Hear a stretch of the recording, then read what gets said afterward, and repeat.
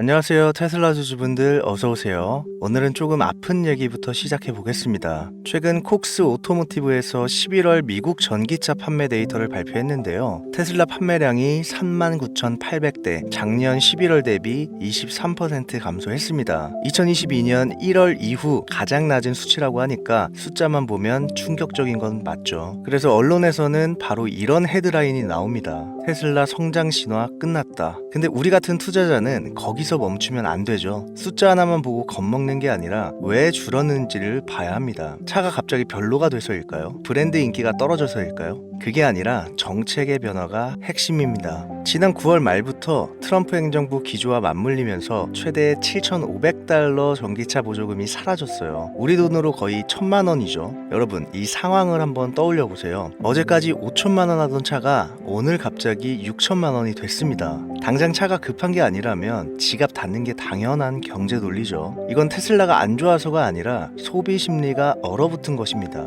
브랜드 가치가 떨어진 게 아니라는 거예요. 그럼 질문이 하나 생깁니다. 그럼 다 같이 망한 거냐? 아니죠. 오히려 다른 회사들은 진짜 망하기 직전이고 테슬라는 왕이 되고 있습니다. 미국 전체 전기차 판매량은 무려 41% 폭락했습니다. 시장이 반토막이 났는데 테슬라는 23% 감소해서 그쳤어요.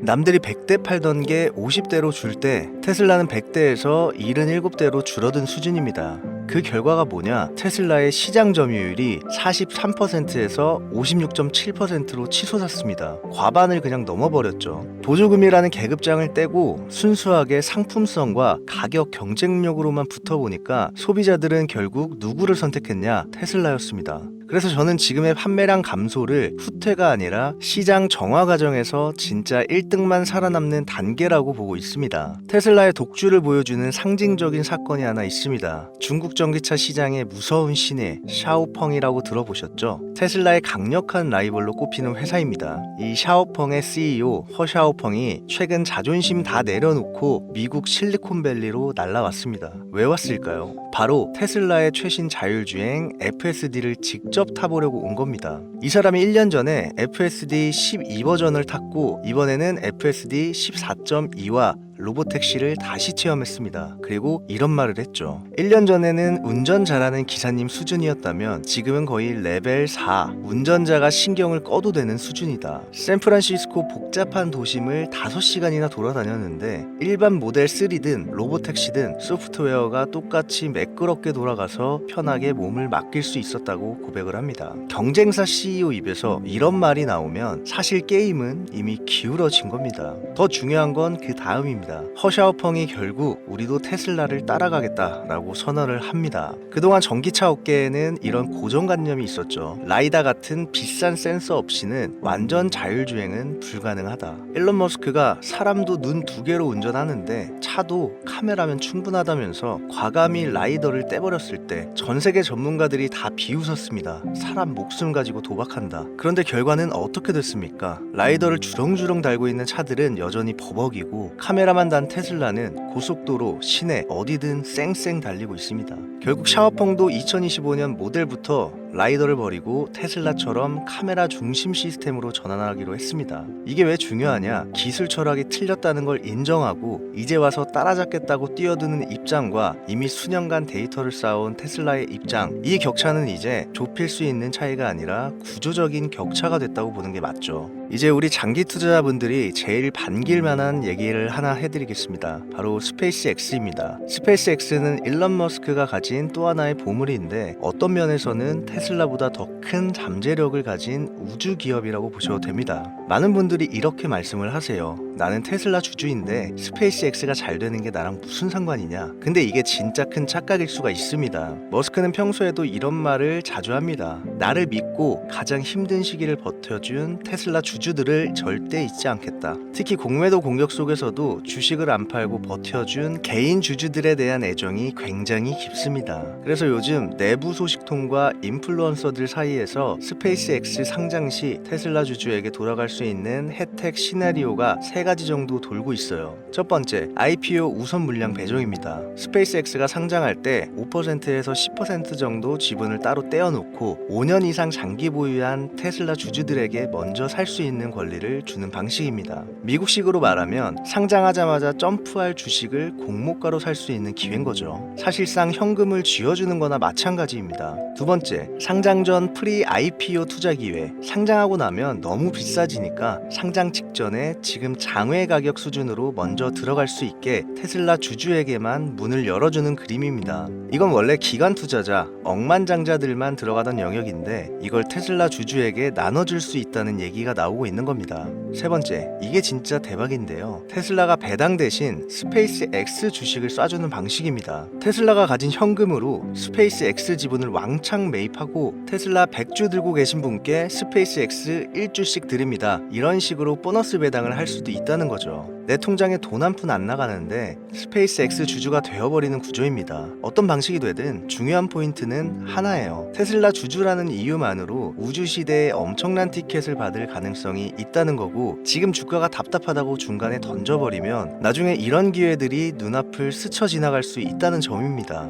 이제 테슬라의 정체성 얘기를 잠깐 해볼게요. 일론 머스크가 최근에 이런 말을 했죠. 나는 요즘 테슬라 업무 시간 대부분을 AI 칩 개발에 쓰고 있다. 자동차 디자인도 아니고 배터리도 아닙니다. 반도체 칩이에요. 이 말은 곧 테슬라는 더 이상 단순한 자동차 회사가 아니라 바퀴 달린 로봇을 만드는 AI 칩 회사라는 뜻이죠. 이 흐름을 보여주는 장면이 하나 더 있습니다. 이 일론 머스크가 최근에 텍사스 삼성전자 반도체 공장 안에 자기 개인 사무실을 만들어 달라고 요청을 했다는 소식이 나왔어요. 이건 그냥 칩 좀 사올게요 수준이 아니라 아예 공장 안에 상주하면서 생산 라인을 직접 챙기겠다는 선언입니다. 예전에 모델 3 생산 지옥 때 공장 바닥에서 자면서 문제를 해결했던 머스크의 스타일 기억하시죠? 그 야전 사령관 모드로 이번엔 AI 칩 생산 속도를 끌어올리겠다는 겁니다. 여기에 더해서 규제 쪽에서도 바람이 불고 있죠. 트럼프 대통령이 AI 관련 중대한 계약을 발표하겠다고 예고를 했습니다. 그 말은 그동안 자율주행, AI 개발을 묶어두던 이 낡은 규제들을 한 번에 정리하겠다는 신호로 해석을 할 수가 있어요. 규제가 풀리는 순간 테슬라의 기술력은 미국 전역, 나아가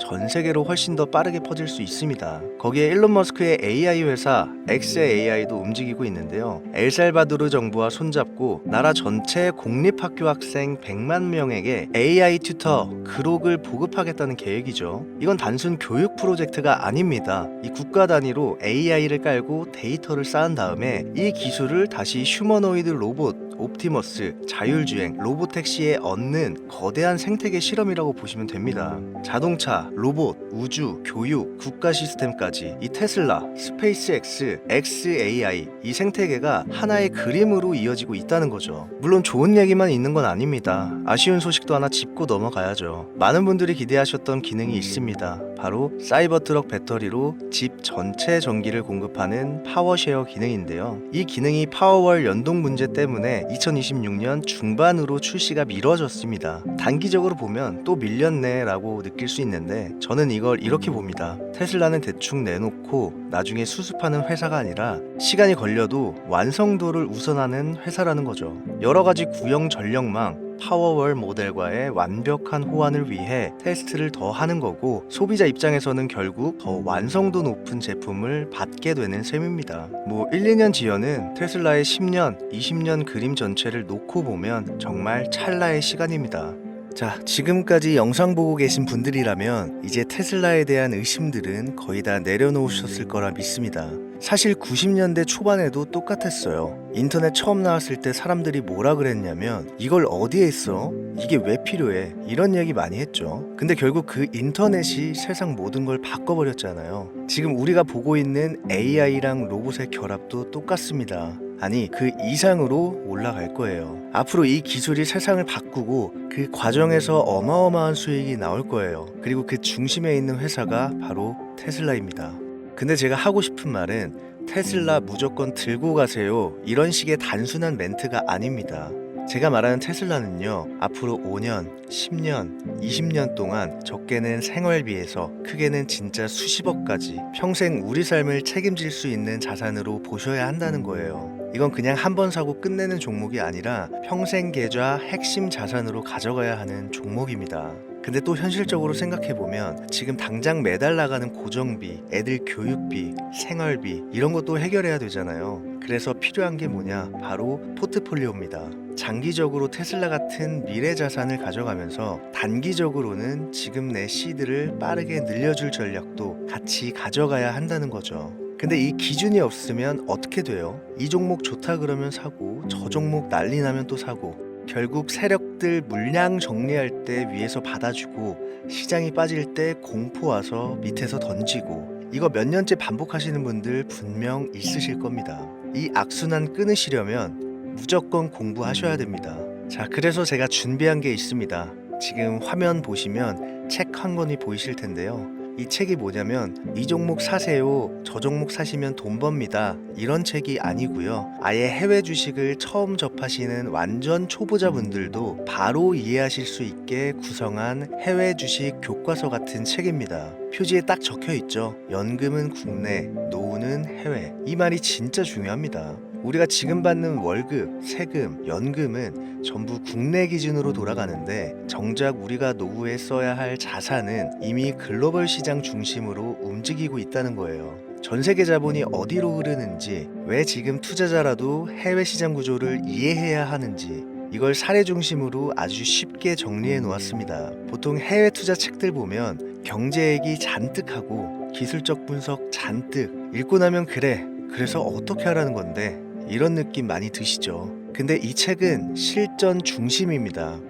해외 주식 계좌는 어떻게 만드는지, 어떤 증권사를 쓰면 수수료가 유리한지, 환전은 어떻게 해야 돈이 덜 빠지는지, 그리고 첫 $10,000는 어떻게 채워갈지 그냥 따라하기처럼 단계별로 정확하게 정리해 놨습니다. 책 한 권 보면서 그냥 그대로 따라하시면 계좌 만들고 환전하고 종목 사고 팔고 직접 할 수 있게 만들어 드린 거예요. 그리고 중요한 포인트 하나, 이 책은 판매용이 아닙니다. 이건 저를 찾아와 주시는 우리 구독자분들께 드리는 선물이에요. 받는 방법은 진짜 간단합니다. 구독, 좋아요, 알림 설정 이 세 가지 눌러주시고 댓글에 노후 준비 네 글자만 남겨주세요. 그러면 제가 한 분 한 분 이북 링크를 직접 답글로 달아드립니다. 근데 나는 댓글 쓰기 싫다, 계정 노출 싫다 하시면 여기 화면에 나오시는 제 직통 번호입니다. 여기로 노후라고만 문자 보내주세요. 그러면 조용히 문자로만 링크 보내드리겠습니다. 댓글 필요 없습니다. 다만 구독, 좋아요, 알림 설정 이 세 가지는 꼭 좀 부탁드립니다. 그게 제가 이런 자료를 계속 만들 수 있는 힘이에요. 마지막으로 제 마음 한구석에는 항상 이런 생각이 있어요. 과연 평범한 개인도 세력, 알고리즘, 기관한테 휘둘리지 않고 투자로 인생을 바꿀 수 있을까? 그래서 제가 8년치 데이터 흐름, 실적, 펀더멘털, 밸류에이션 사이클, 자금, 수급 동선 이 네 가지 축으로 해외 시장을 완전히 분해해서 제 방식대로 다시 조립한 이 책을 여러분께 공유드리는 겁니다. 정보는 아는 사람이 가져가고 모르는 사람이 내주는 구조입니다. 우리 구독자분들만큼은 제발 내주는 쪽이 아니라 가져가는 쪽이 되셨으면 좋겠습니다. 오늘 영상은 여기서 마무리할게요. 이번 기회만큼은 조용히 구경만 하다 지나가지 마시고 여러분 계좌의 실제 수익으로 연결을 해보세요. 시청해주셔서 진심으로 감사드립니다. 다음 영상에서 더 깊고 더 실전적인 내용으로 다시 찾아뵙겠습니다. 고맙습니다.